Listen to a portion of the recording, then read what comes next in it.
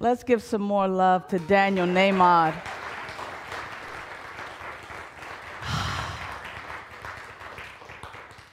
If the ushers could pass the tissue around, it's going to be quite appropriate.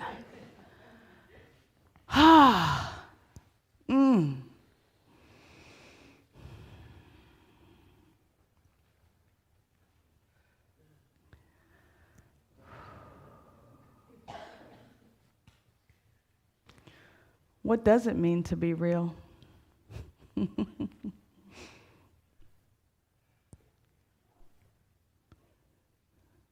What does it mean to be real?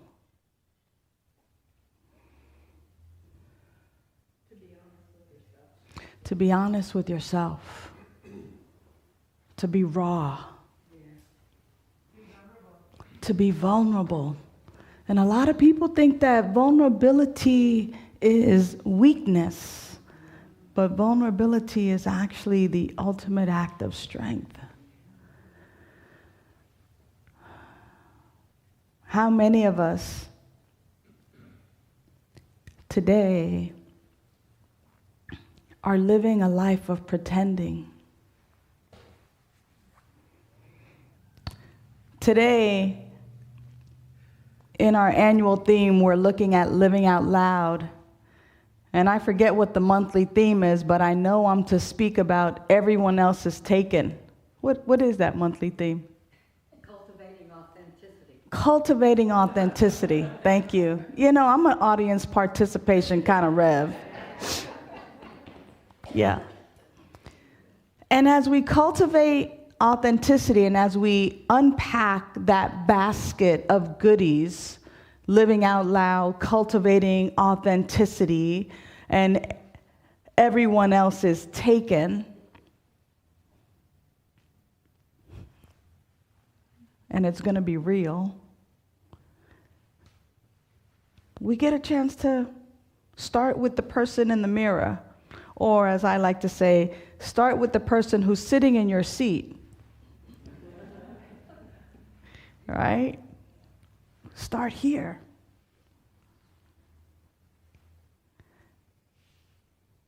So what I don't want you to know about me in cultivating authenticity, in being real,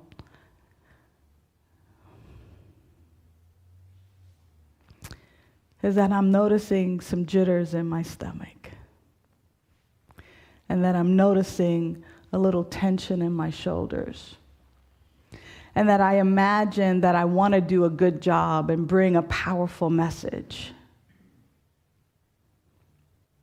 And in that vulnerability, I'm human, and I'm humanizing myself,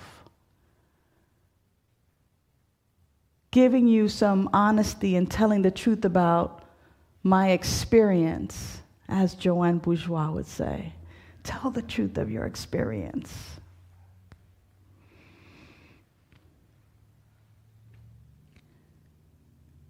It may not be sexy. It may not be like, well, wait a minute. We come on Sundays to hear a minister and get a powerful message, and you better be on it. Right? Because that's what we're here for. You're supposed to inspire us and supposed to help us to live our best life. And I'm doing that just now, whether you recognize it or not.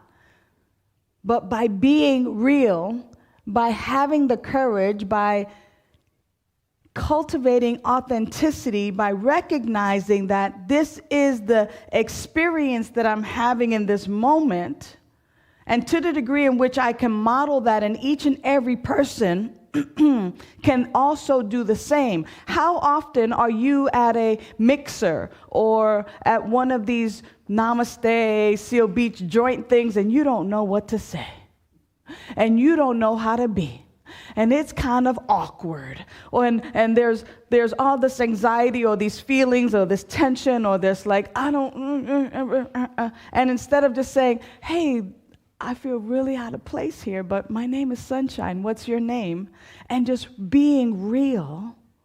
Or I don't know how to tell you this, but I'm really afraid of not being a part of or not belonging. Or, hey, I really love that scarf. It is so beautiful. Tell me a little bit about it.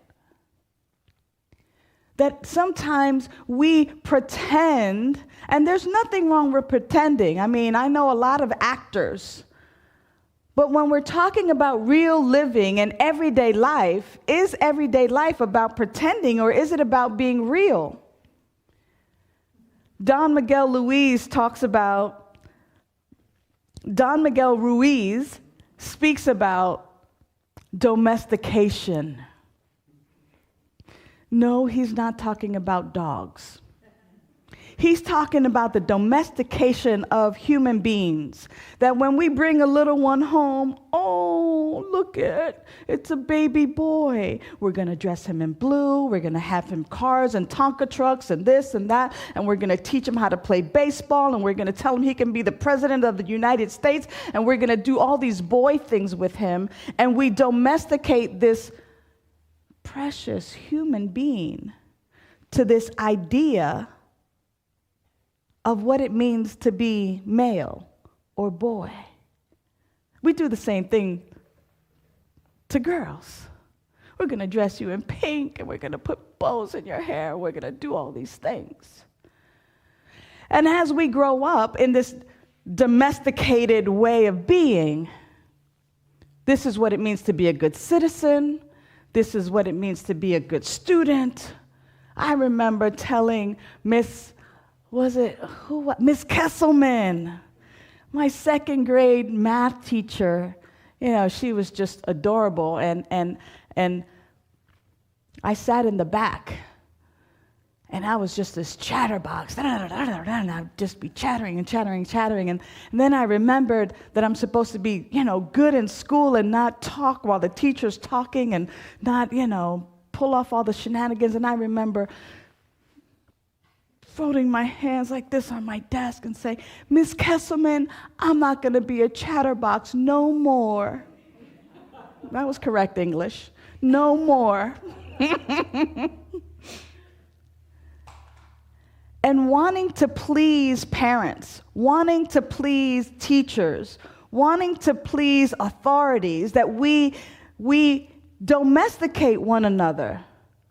We set ourselves up and we set each other up for these rules, these regulations of how society runs and how it's supposed to be. And yet I wonder who I would be if I wasn't dressed up in my Easter Sunday best with the patent leather shoes and the little purse and the skirt with the flowers on it. I wonder who I would be if I wasn't taught what little girls are supposed to do and how to wear a skirt and to keep my legs and my knees closed.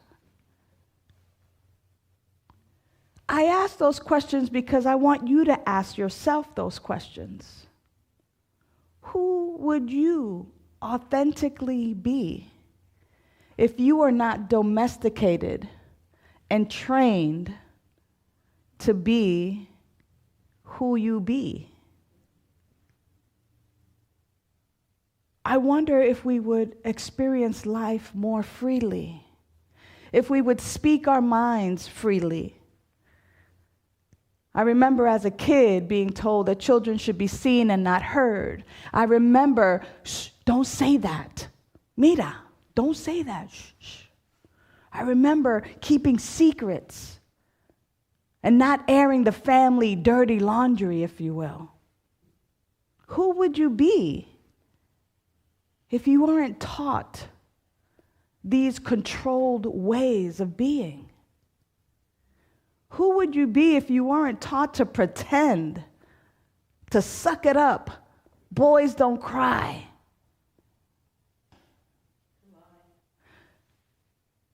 Yeah, we've been taught to lie, to pretend, to be something outside of who we authentically are. But it's never too late. It's never too late because we have, right where we are,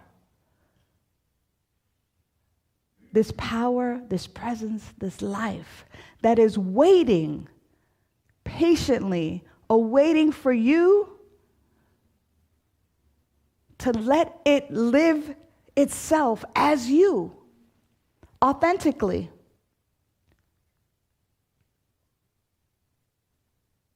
To grab what's real.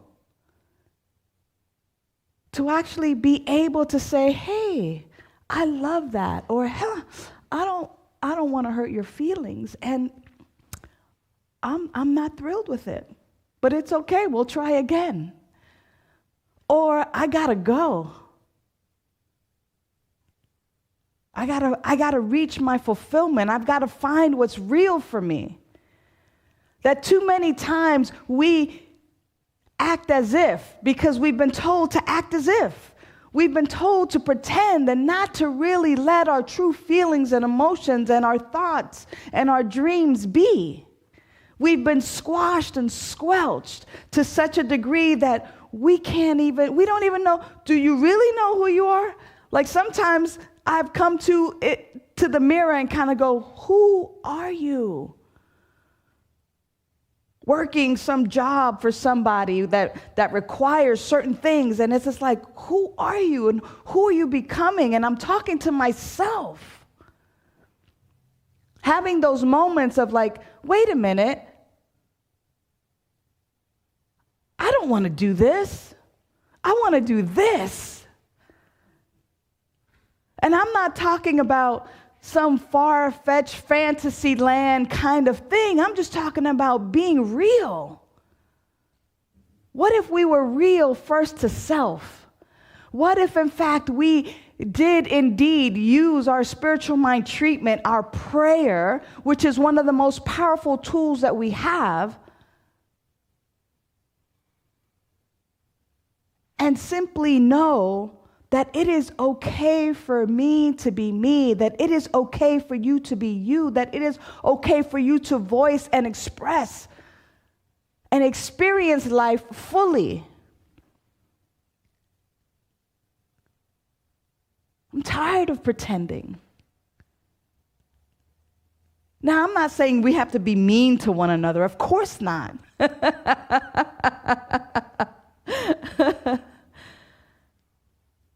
I'm actually talking about finding that place within you that no longer inhibits you from being a fake, a phony, a fraud.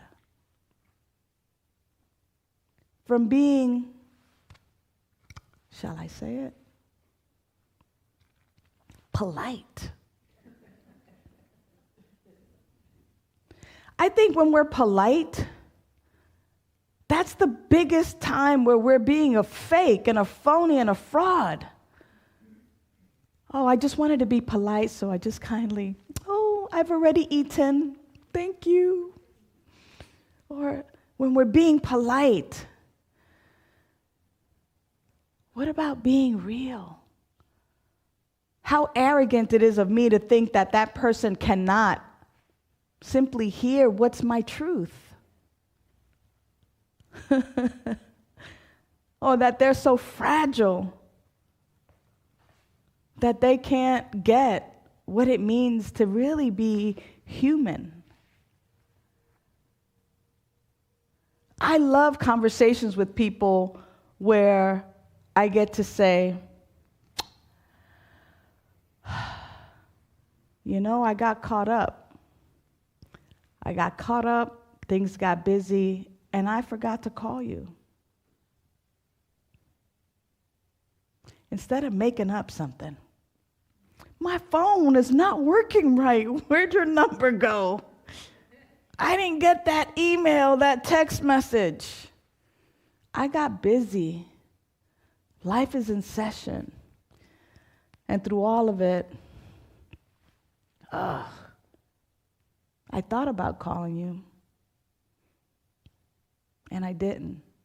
But I'm calling you now because you're important and I want to connect. Sometimes those courageous conversations where we get vulnerable and show our humanity. I'm going to take that because it's quiet. Y'all are really introspective and thinking about those times for yourself where that's happened for you. Here's another example quickly about everyone else is taken. Because I don't think I've wrapped it into the talk title yet that everyone else is taken. You know, we look out into the world and we see all these amazing people that we know and we love. And we don't really know ourselves sometimes, and so we kind of go, I want to be like Travis. And so we start imitating Travis. Meanwhile, back at the ranch, right? Meanwhile, back at the ranch, Travis is like, I want to be like Sylvia. And Sylvia back at the ranch is like, I hate this, I want to be like Barbara. And Barbara's like, forget that. I want to be like Bertha. And, and Bertha's like, forget that. I want to be like John. And John's going, hey, forget that. I want to be like Sunshine.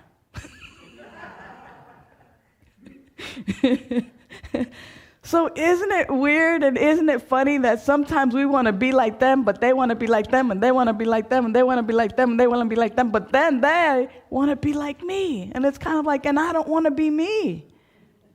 Everybody else is taken. Be you, because everyone else is taken.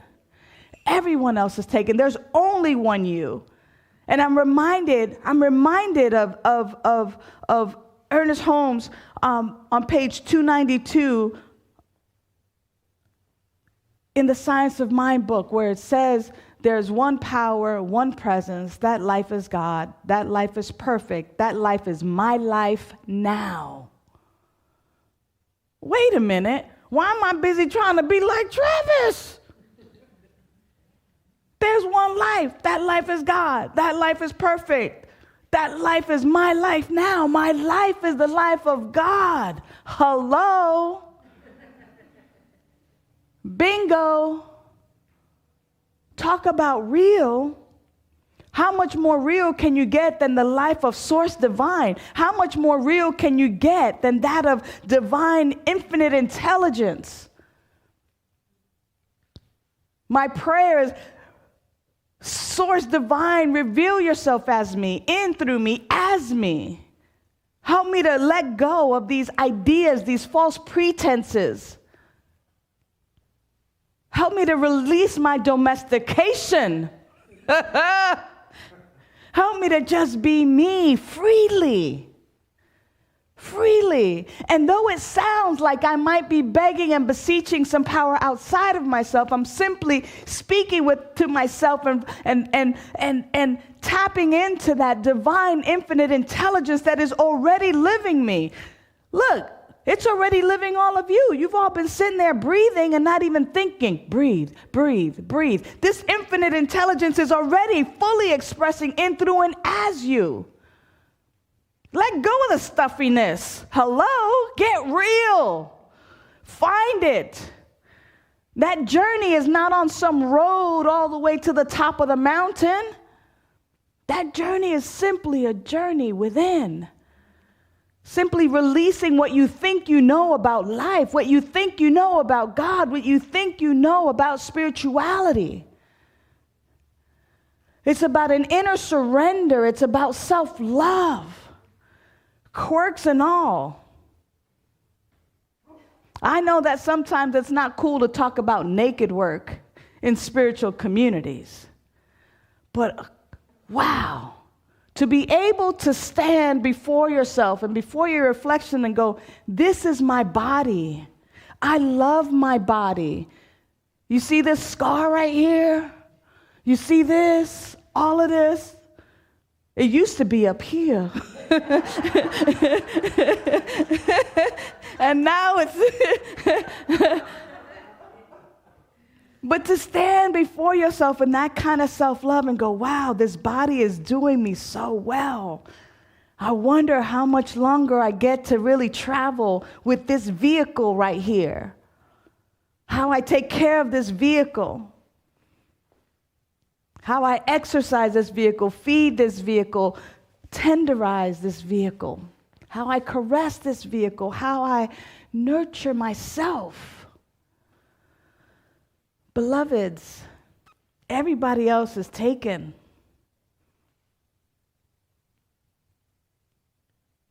We get to stop pretending. This moment might be a great moment. Yes, I appreciate this. I'm happy. I'm joyous. I picked up pickleball. Have I told you already? Yeah. You know, and I asked someone yesterday, I said, you know, they're like, Sunshine, we love your energy, and, you know, and you're playing great. And I pulled someone over and I said, I don't really know the culture, you know, and what's okay and not okay, because I make a little shot and it's like, yes, you know, and I'm in that excitement. And it's like, okay, I think I know what to do the next time. And pretty much that's how I live life. You know, it's like, yes, or, ooh, okay, what can I learn from that? That was like awkward, and that was difficult, and I didn't really like the way that worked out. And yeah, he goes, yeah, you know, pumping yourself up, and then not being so hard on yourself when you mess up is the culture of pickleball. And I go, wow, this is like right in alignment with my life here. This is all about being real. It's like, yeah, sometimes people are not going to like what we say or what we do or who we are, but I'm not in this world to live up to your expectations. And you're not in this world to live up to mine. And if we come together, beautiful. And if we don't, we can't help it. But how do I practice self-acceptance and then show you who I am? Because if I'm pretending, and you like who I'm pretending to be, you don't really love me. You love who I'm pretending to be. And that takes a lot of work to put up that facade and to be domesticated in that way. So, beloveds, it's through our prayer, that prayer of reveal my authentic me, of being willing to let go of those things that we've been pretending and just kind of confine us to roles and, you know, things that society says. What if there were no Bible, no books? Who would we be? How would we genuinely love and connect with one another? It's by always going within, being our true selves, being real, being vulnerable, being honest, being real, being ourselves. Why? Because everyone else is taken, and so it is.